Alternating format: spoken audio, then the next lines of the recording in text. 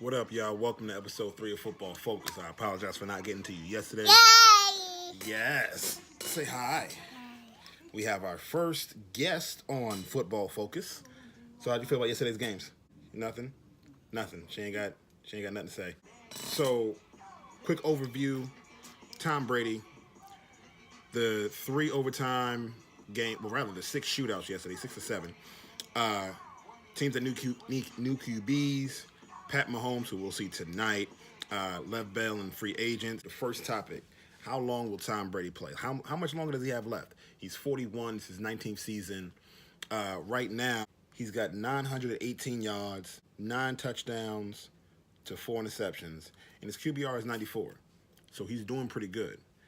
And they trashed the team they play. Oh my goodness, I can't, because of how bad they beat that team yesterday. It's literally escaping my mind what team they played.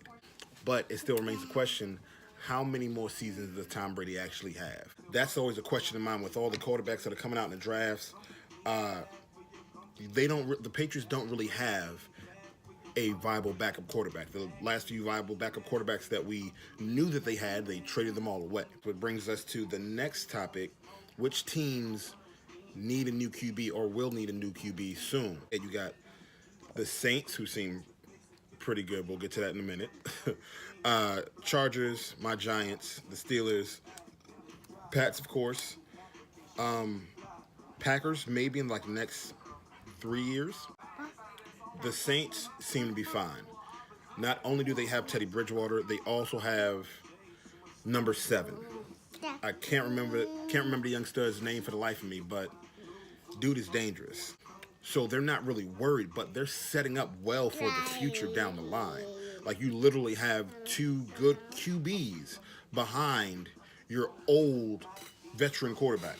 The Steelers aren't too bad off, but with as many hits that Ben takes, it's got to take a toll over time. Like, I feel like Ben, Eli, and Phillip Rivers are all in that same area, not just because they're in the same draft class, but also their age and the amount of hits that they've taken over the years. Now, Eli has been the healthiest out of the 3 his entire career, but it takes a toll. So the Steelers have drafted a quarterback, but it remains to be seen if he's actually the guy of the future or if that's just somebody that they brought in to be a good backup. The Chargers, they like us are gonna need to draft a quarterback. And then you've got the Packers and the Patriots. I feel like the Packers have a really good shot. Like, they got Deshaun Kaiser out of a trade. So they can let him sit for as long as needed, let him learn behind Aaron Rodgers. Similar to the way that Rodgers got to sit behind Brett a little bit, similar to the way that Mahomes got to sit behind Smith last year. It was proven last year that Kaiser is not ready. He's not ready. The one game where he did come in this year, he played okay. So, given a better setup, a better team, and some time in the film room, he very well could be their guy. But again, back to the Patriots, we don't know what they're going to do after 12. We have no clue. And until this draft coming up, I don't think we'll have any clue. After talking about these older quarterbacks, we got to bring up the young stud that's playing tonight, Patrick Mahomes. We really got to ask the question, is he the new lead dog? With all the quarterbacks that came out last year, Mahomes being one of them. So you got Mahomes, you got Watson, Kaiser. I'm missing one. Trubisky. There we go. Out of those 4 guys, Mahomes seems to be the most talented and has the best setup. You also have the 4 quarterbacks that came out this year. And you really can't compare 2 different quarterback classes yet because they're rookies and they're only 4 games in. As far as the 4 rookies from last year, Mahomes, in my opinion, he's the lead dog. Watson is doing great. He's not really playing terrible, but the Texans as a whole aren't doing amazing. They're 1-3 with their win yesterday. We were able to beat them last week. They did pull out a win yesterday. They did pretty good. But quarterback-wise, I think it's really it's going to be a toss-up between Mahomes and Watson. Again, we're going to see tonight when the Chiefs play the Broncos how well Mahomes plays, because he's got to go against Von Miller. But the Chiefs' offense is set up like NCAA, whichever one was the last one that came out. Like, that's how fast and widespread that offense can be. After talking about all these players that are on teams right now, we got to talk about free agents. Top 3 free agents right now are Lev Bell, Des Bryant, and Colin Kaepernick. Reason why I throw Colin in there is because he is a healthy quarterback. He is a free agent. Just because he's not playing right now doesn't mean that he can't. And based off the film from his last few games that he did play, the man has great skills still left in him. Some of the teams that I mentioned that have older QBs could probably use him, especially if they're not looking to start a rookie quarterback next year. That's a viable option. But because of the nonsense, Cap isn't getting the looks that he should right now.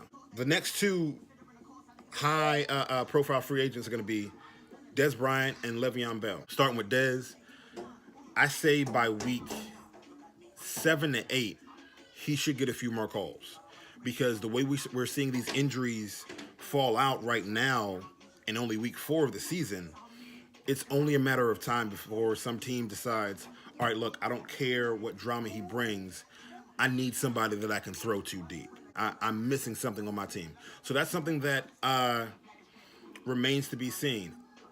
Oh, wow. Sorry. So, so I'm going to fast forward through over Bell real quick, because I did want to touch on Earl Thomas, and I just got an alert on my phone saying that the Chiefs nearly traded for him. Now, if you didn't watch yesterday's games, if you didn't see the news, Earl Thomas got injured during yesterday's win. Seahawks win over the Cardinals, sorry. As he's getting carted off the field, he's flipping the bird to his sideline. You can see in the camera view that he is on the cart, riding down the Cardinals sideline. He looks across the field and flips him the bird. So we all know Earl Thomas doesn't want to be there. He verbally expressed that he wanted to not only be traded, but he wanted to go to Dallas. And the reason why this is so important is because of the Le'Veon Bell situation. So in the response to this injury, Le'Veon Bell tweeted out, "I'll continue to be the bad guy for all of us." Because in truth, this is exactly what players are trying to avoid when they do hold out. They don't hold out because, oh, the team didn't play well last year. No, no, no. It's about getting paid for the services you provide. When a player is no longer under contract and they're looking to get a new contract, any injury or anything that goes wrong can hurt their chances of signing a new contract. Now, hopefully for Earl Thomas, his play over the past, how long has he been in the league? 7, 8 years? I know he's been in for a minute. He's older, but he's still got the skill. You see, unfortunately, players deal with a lot of stuff that's going on with Cap. You speak out too much, teams don't want to mess with you. So him coming in and playing was him saying, all right, look, I'm being reasonable. Upgrade me, sign me, give me my money.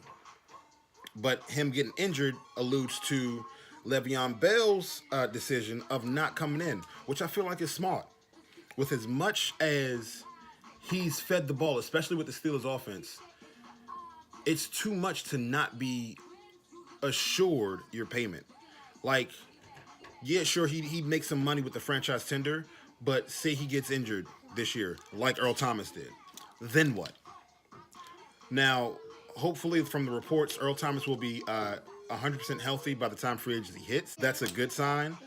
But again, back to Bell, it's literally about, if you're not willing to pay me, give me to somebody else. Let somebody else pay me. Like, literally, the Steelers are now actively shopping Le'Veon Bell. So they're not simply waiting on calls. They're calling other teams.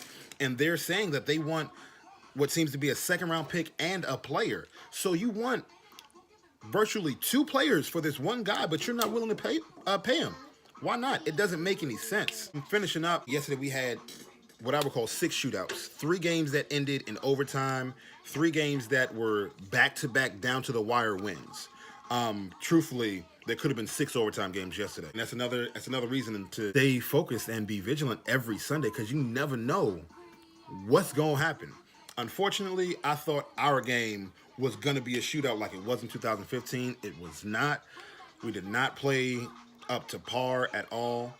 Defense did their job for the most part during the game. They kept the Saints out of the end zone for as long as possible. Unfortunately, our offense couldn't capitalize, but that's something that I got faith in my team that they can pick it up and get it together. About to let y'all go. Everybody knows every season there's a litany of new bandwagon teams for you to join on to. I'm getting this from NFL.com. Here's what they have listed. I'm going in order as NFL.com had it listed. So the new bandwagon teams: 1 was the Bears, 2 was the Titans, 3 the Bengals, 4 the Ravens, 5 the Patriots. Of course, I feel like the Patriots are a bandwagon team every year. 6 was the Browns. Here's where it gets funny. 7 is Josh Rosen, not the Cardinals. They've got Rosen listed as a bandwagon team. Then behind him, they have Zeke listed as a bandwagon team. Go on NFL.com and read the article for yourself. It literally says new bandwagon teams. And see exactly why they have those 2 players listed by themselves instead of just the teams as a whole. And then at number 9, they've got the Chargers listed as the 9th bandwagon team. And as far as it is now in week 4, it's pretty accurate. These teams are doing really well. There are some teams that I think should be on here, but probably aren't because they did well last year. So again, this season seems to be a changing of the guard.